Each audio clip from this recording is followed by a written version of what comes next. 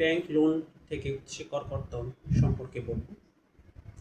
সাধারণ অর্থে ব্যাংক লোনের মূল টাকা বা ঋণের টাকার উপর কোনো উৎসে কর কর্তন হয় না।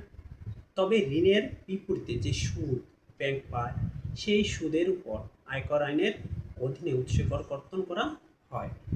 যদি কোনো ব্যক্তি, প্রতিষ্ঠান বা ব্যবসা প্রতিষ্ঠান ব্যাংক বা আর্থিক প্রতিষ্ঠানে সুদ প্রদান করে, তাহলে সে ব্যক্তি প্রতিষ্ঠান সুদের টাকা প্রদানের আগে উৎসে কর কর্তন কেটে রাখা হয়।